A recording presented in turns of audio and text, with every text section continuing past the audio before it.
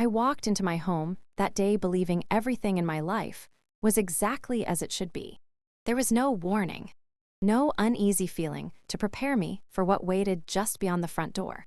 My marriage had never been perfect, but it had always been honest, grounded in trust and shared understanding. That sense of security vanished the moment I saw my husband standing in the hallway, holding his phone with a look I had never seen on his face before. His silence felt heavier than any accusation. And before I could ask what was wrong, he showed me the screen. Messages from my number filled the display, each one colder than the last, all clearly stating that I wanted a divorce. The timestamps confirmed they had been sent earlier that day, during hours when I was nowhere near him. In an instant, the foundation of my marriage cracked beneath my feet. Confusion hit first, followed quickly by panic. I felt as though I had been pushed into someone else's nightmare, one where my own identity was being used against me.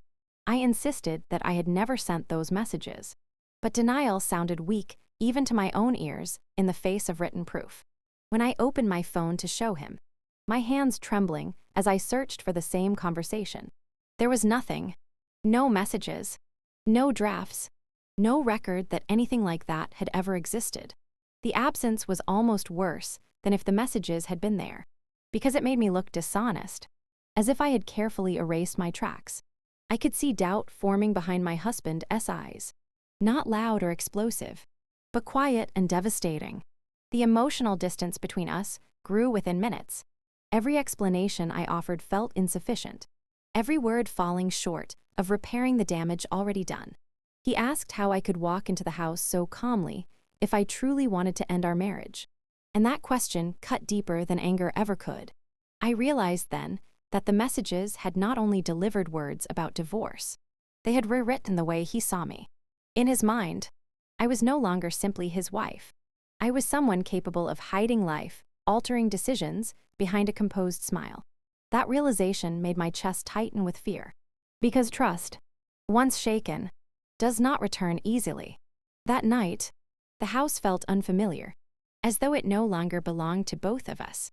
The silence between us carried suspicion, confusion, and unspoken grief.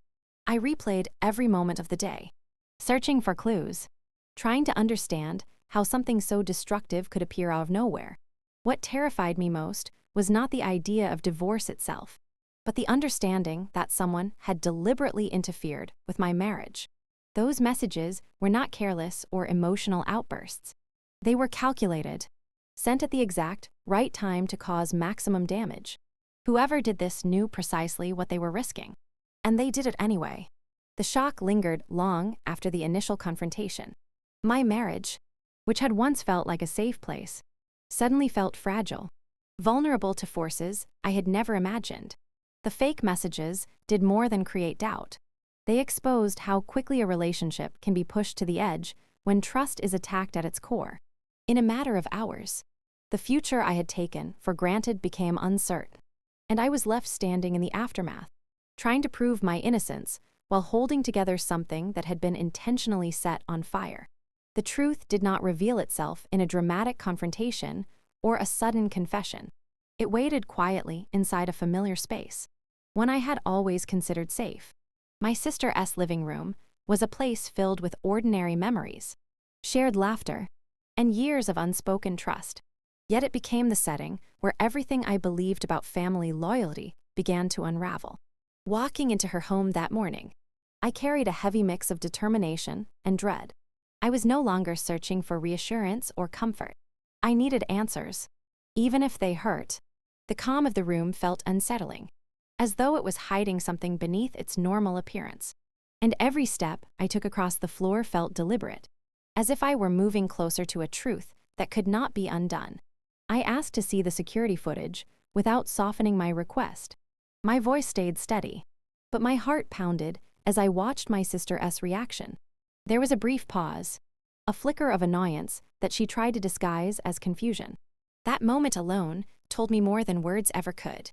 She laughed lightly, as if my request were unnecessary, but her movements betrayed her discomfort. When she finally pulled up the footage, the room felt smaller, the air heavier, as though even the walls were holding their breath. I stood beside her, my eyes fixed on the screen, bracing myself for whatever I was about to see. The footage began like any ordinary afternoon. The camera captured the living room exactly as I remembered it, quiet and still. Then my sister entered the frame, moving with a casual confidence that made my stomach twist. She reached for my phone where it had been charging, picked it up without hesitation, and unlocked it with ease. Watching her scroll and type felt surreal, like observing a stranger wearing the face of someone I had known my entire life. She leaned closer to the screen, pausing at moments as if carefully choosing her words, then continued typing with focus and intent. There was no rush, no uncertainty in her actions. Everything about her behavior suggested planning rather than impulse. As the minutes passed, disbelief gave way to a heavy clarity. This was not an accident, not a misunderstanding, and certainly not a joke that had gone too far without intention. The length of time she spent composing those messages made it painfully clear that she understood exactly what she was doing. I felt my hands go numb as I watched her delete evidence, erasing traces of the damage she was causing with a calmness that felt cruel. The familiarity of the setting made it worse. This betrayal did not happen in a dark or secretive place. It happened in the open, in a home that had always represented trust and family. When the footage ended, the silence between us was unbearable. I turned to face her, searching her expression for remorse, for shock, for anything that suggested regret. Instead, she smiled. The lack of emotion in her response cut deeper than anger ever could. She dismissed the entire act as a joke, brushing aside the consequences with an ease that made my chest tighten. In that moment, I realized that the betrayal was not limited to the messages themselves. It extended to her refusal to acknowledge the harm she had caused, to her belief that my pain was insignificant compared to her amusement. Leaving her living room felt like stepping out of an illusion. The space I had once associated with comfort now felt tainted by the knowledge of what had occurred there. Every familiar detail carried a new weight, transformed by the truth I could no longer ignore. The drive home was quiet, but my thoughts were relentless. I replayed the footage in my mind, not because I doubted what I had seen, but because I struggled to reconcile it with the sister I thought I knew. The realization that someone so close to me could deliberately threaten my marriage shattered something fundamental inside me.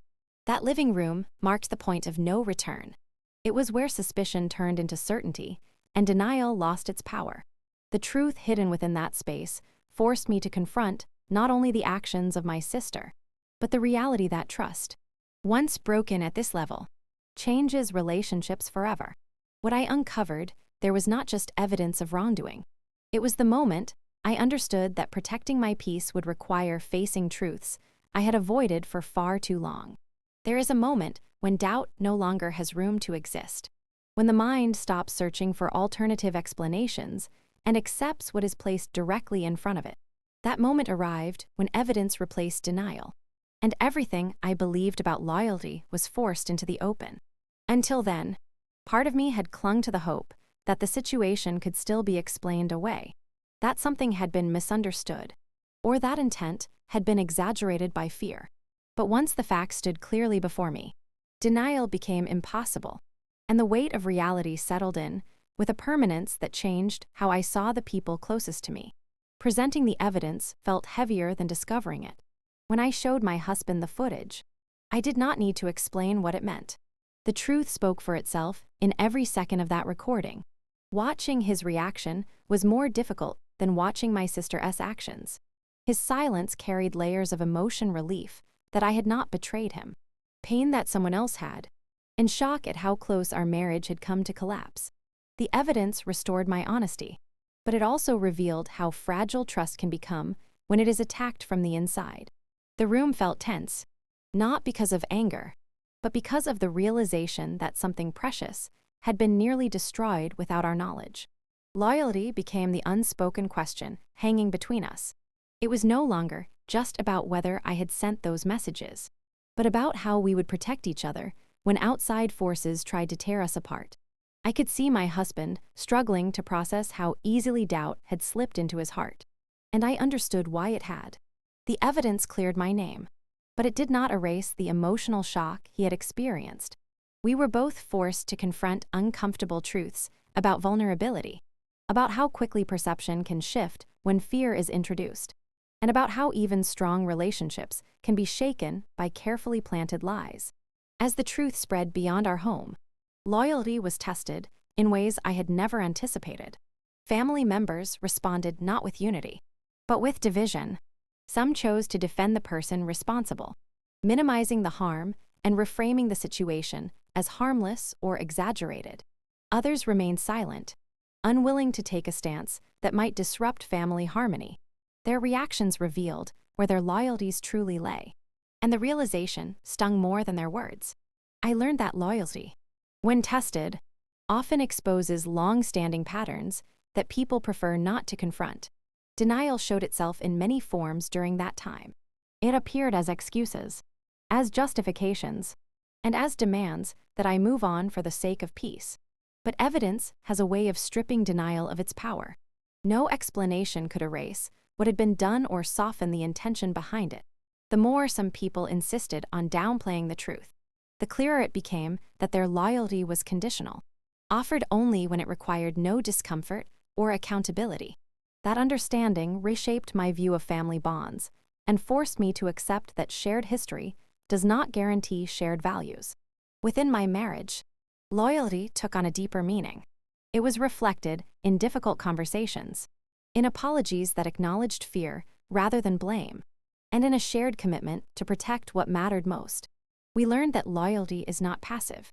It requires action, awareness, and the willingness to confront uncomfortable realities together. The evidence had saved us from a lie, but it also demanded that we rebuild trust with intention rather than assumption. By the time denial had fully dissolved, I understood that truth alone does not heal everything. It clarifies, it exposes, and it demands choices. Evidence forced each person involved to decide where they stood, and not everyone chose honesty, but it also revealed who was willing to face reality and who valued integrity over convenience. When loyalty was tested, I learned that it is defined not by words or proximity, but by the courage to stand with the truth even when it disrupts comfort. What initially appeared to be a single act of betrayal slowly revealed itself as something far more unsettling. As more information surfaced, I began to see a pattern woven together by jealousy, sustained by lies, and reinforced through manipulation. The realization did not arrive all at once. It unfolded gradually, with each detail connecting to another, forming a picture that was impossible to ignore.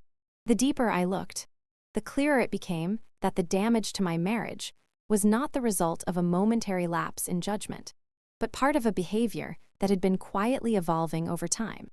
The messages I uncovered showed a version of my sister that felt unfamiliar yet disturbingly calculated. She had spoken about me to others in ways that twisted reality, painting herself as a victim while casting me as the cause of her unhappiness. These were not casual complaints shared in frustration. They were carefully constructed narratives designed to earn sympathy, attention, and validation. Each lie was built upon another, reinforcing an image that benefited her while eroding my reputation behind the scenes. Reading those words felt like watching someone rewrite my life without my consent. Jealousy was the thread that tied everything together. Beneath the lies and manipulation lay a resentment that had been allowed to grow unchecked. She compared her life to mine and turned that comparison into bitterness. My stability became her insecurity, and instead of confronting her own feelings, she redirected them outward. Rather than addressing her dissatisfaction, she chose to disrupt what she believed highlighted her shortcomings. The fake divorce messages were not random or impulsive. They were an extension of that jealousy, an attempt to level a scale she believed was unfairly tilted. Manipulation showed itself in subtle but consistent ways. She altered stories depending on her audience, shifting details to suit the reaction she wanted. With some, she played the role of the misunderstood sister. With others, she portrayed herself as the one who had been wronged repeatedly. These shifting narratives allowed her to avoid accountability while maintaining control over how she was perceived. Even when confronted with evidence, Her instinct was not to reflect, but to deflect, minimizing her actions and questioning the motives of anyone who challenged her version of events. What made the pattern especially painful was the familiarity of it.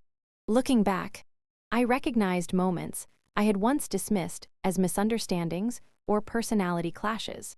Small comments that undermined my confidence, subtle competitiveness disguised as concern, occasions where my achievements were met with silence or backhanded remarks.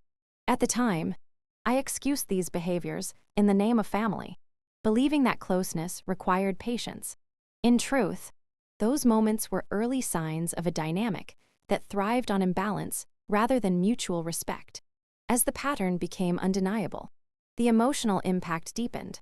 It is one thing to forgive a single mistake, but it is another to confront a cycle of behavior that relies on deception. Understanding that someone I loved had repeatedly chosen manipulation over honesty forced me to grieve not just the betrayal, but the relationship I thought we shared. The trust I had extended so freely now felt misplaced, and the realization carried a quiet sadness that lingered long after the anger faded. Exposing this pattern did not bring satisfaction or triumph. It brought clarity. It explained why apologies never felt sincere and why accountability was always avoided. It revealed why every confrontation ended with me questioning my own reactions while she walked away unchallenged.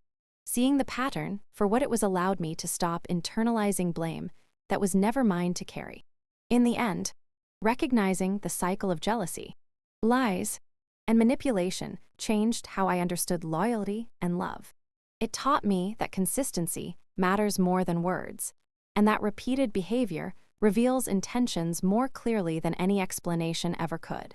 Facing this truth was painful, but it also freed me from the confusion that had kept me trapped for so long.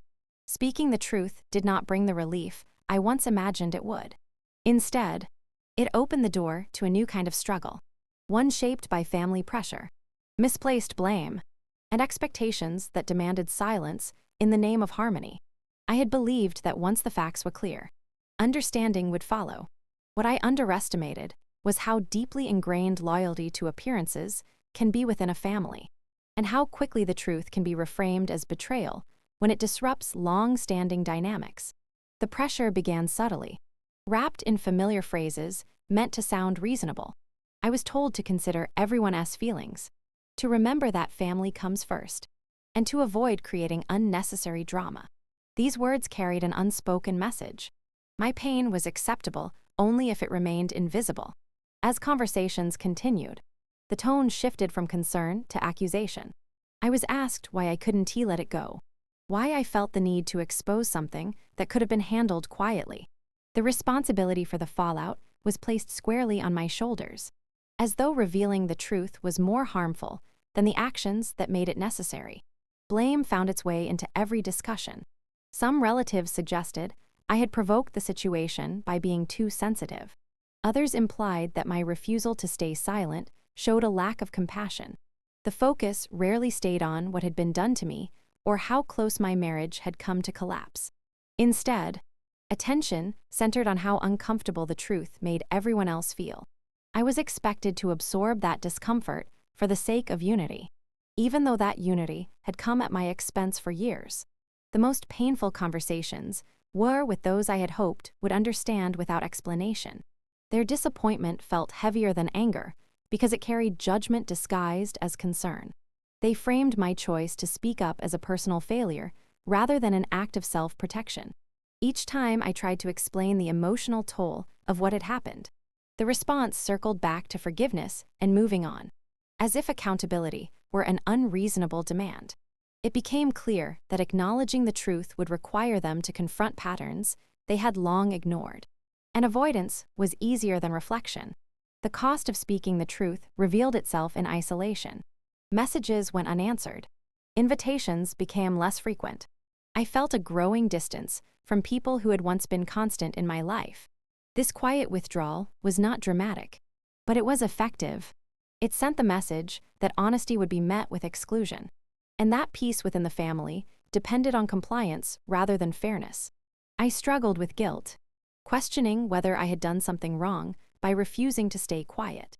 The internal conflict was exhausting, fueled by years of conditioning that equated self-sacrifice with love. Yet, within that discomfort, clarity began to form. I realized that the pressure to stay silent was not about healing, but about preserving an image. The blame placed on me served to protect a system that relied on denial. By speaking the truth, I had disrupted that system, and the resistance I faced was proof of how deeply it was rooted. Understanding this did not make the experience easier, but it gave meaning to the pain I was enduring. Over time, I learned that the cost of speaking the truth is often paid upfront, while the cost of silence accumulates quietly over years. Choosing honesty required me to accept discomfort, strained relationships, and the loss of approval I once relied on. But it also freed me from carrying blame that was never mine. The pressure to conform lost its power once I recognized that protecting my peace was not an act of cruelty, but a necessity. Speaking the truth reshaped my place within my family, and while that change was painful, it allowed me to reclaim my voice without apology. Choosing boundaries was not an act of anger or punishment. It was an act of survival. After everything that had unfolded, I realized that continuing to live without limits would only invite the same pain back into my life under a different form. For years, I had confused endurance with love and silence with maturity, believing that holding things together meant absorbing harm without complaint. But the events that nearly destroyed my marriage forced me to confront a difficult truth. Peace cannot exist where boundaries are constantly ignored. The first boundary I chose was distance. It was not easy to step away from someone who had been part of my life since childhood, but familiarity no longer felt safe. Every attempt at communication reopened wounds that needed time to heal. I understood that forgiveness did not require immediate access, and healing did not depend on maintaining contact. Letting go of that expectation lifted a weight I had carried for far too long.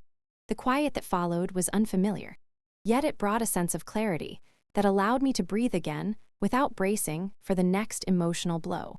At the same time, my marriage needed care and intention.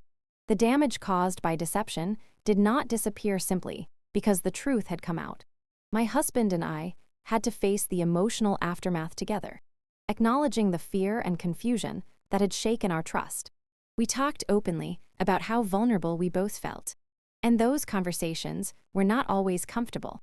They required honesty without defensiveness and patience without assumptions.